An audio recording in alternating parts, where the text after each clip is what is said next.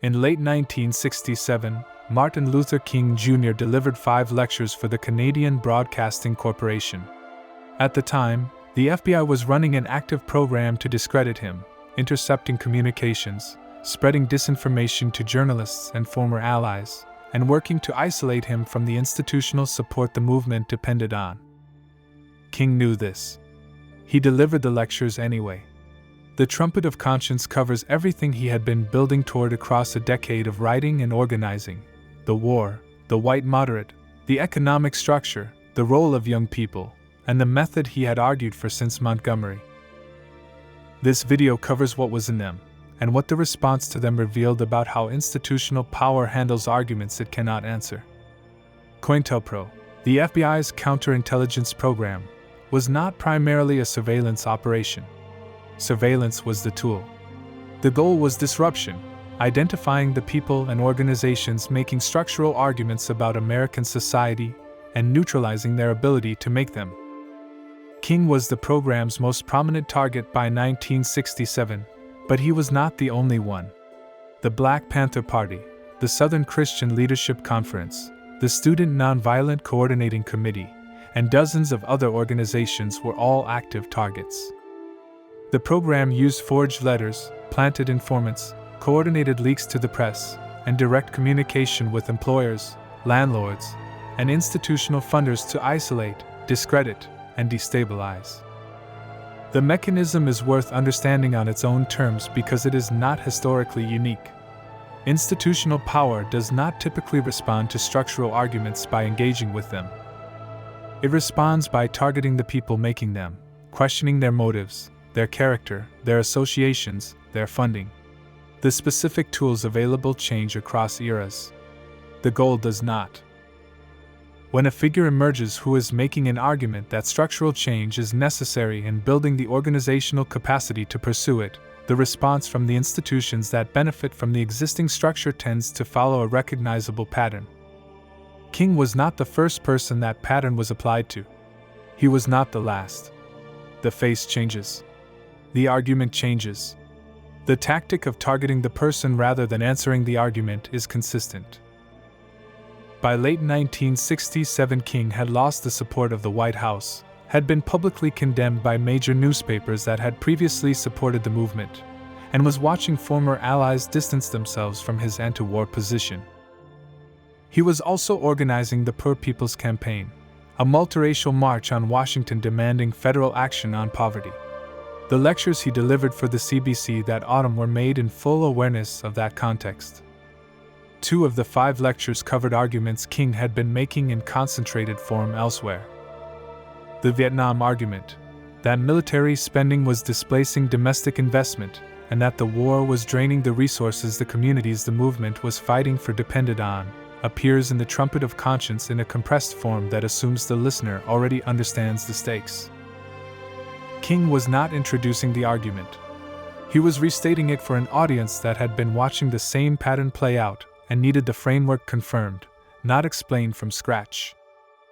The white moderate argument appears similarly. The observation that the primary obstacle to structural change was not open opposition but the preference among self-described allies for order over justice, for surface adjustment over structural change. In these lectures, King connects that argument explicitly to the Vietnam position. The same preference for stability that produced the white moderates' resistance to direct action produced the political establishment's resistance to ending a war that was visibly destroying the domestic programs the moderate claimed to support. The 2 arguments were always connected. The trumpet of conscience states that connection plainly. For a viewer coming to this series for the first time, the detailed version of the Vietnam argument is in Beyond Vietnam. The white moderate argument is in Strength of Love. What King is doing in these lectures is drawing the line between them, showing that the mechanism he identified in Birmingham in 1963 and the mechanism he identified at Riverside Church in 1967 were expressions of the same underlying pattern. King's lecture on youth and social change is the least discussed of the 5 and the most directly relevant to the present moment. His argument was structural, not sentimental. Young people were not the engine of social change because they were idealistic. They were the engine because of their structural position. They had less invested in the existing order. Less accumulated wealth, fewer institutional relationships, less to lose from disruption, and more to gain from structural change. Their energy was not naive. It was rational. King was also specific about what that energy required from the institutions around it. The movement's capacity to sustain organized pressure over time depended on young people being given genuine responsibility within it, not symbolic inclusion, not the performance of listening, but actual decision-making power and the organizational infrastructure to exercise it.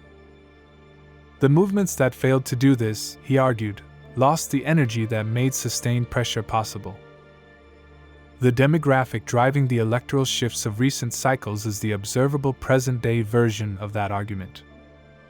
The voters who ended 30-year incumbencies in New York and Colorado, who turned out for candidates running explicitly on structural platforms rather than incremental adjustment, are disproportionately young and disproportionately done with the surface change that previous generations of the same political coalition had delivered. King described the conditions that produced that kind of political realignment in 1967. The realignment is happening now. The argument he was making about why young people move towards structural change when incremental change consistently fails them has not aged because the conditions it describes have not resolved.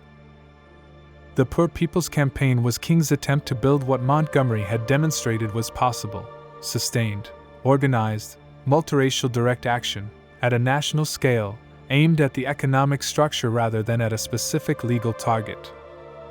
The campaign was designed to bring together Black Americans, pro-white Americans, Latino communities, and Native American communities under a single demand: federal action on poverty. The argument was explicit. Poverty was not a Black problem. It was a structural condition that cut across race, and the movement's next phase required building coalitions across the lines that the existing order used to keep those communities from recognizing their shared stakes. King did not live to see the campaign through. He was assassinated in Memphis on April 4, 1968, 1 year to the day after the Riverside Church speech, while supporting a sanitation workers' strike. The campaign continued without him. It did not produce the structural change he had organized it to demand. The final lecture in The Trumpet of Conscience returns to nonviolence and social change, the argument King had been making since Montgomery, restated with full knowledge of what a decade of making it had cost. The method he described in Stride Toward Freedom in 1958 was the same method he was defending in 1967. Organized, disciplined, nonviolent direct action as the only path that could produce structural change without becoming what it was fighting against. The demand it placed on the people who used it had not changed. The conditions it was responding to had not fundamentally changed. The argument, in King's final public lectures, remained what it had always been: that the work was not finished, that the method was sound, and that the choice between chaos and community was still open. The Trumpet of Conscience was published posthumously in 1968. King had delivered it knowing the full cost of the argument he was making and making it anyway. That is what the title means. Not a triumphant announcement, a demand directed at the people listening, to hear what was being said clearly enough to act on it. The Trumpet of Conscience ends with King's restatement of the nonviolence argument, the method he had built from the ground up in Montgomery and defended through everything that followed. The next video in this series covers the two works that sit closest to that foundation: Loving Your Enemies, his most direct statement of the moral framework the method depended on, and I've Been to the Mountaintop, the final speech King delivered the night before he was killed. Together they close the picture this series has been building. That is the next video.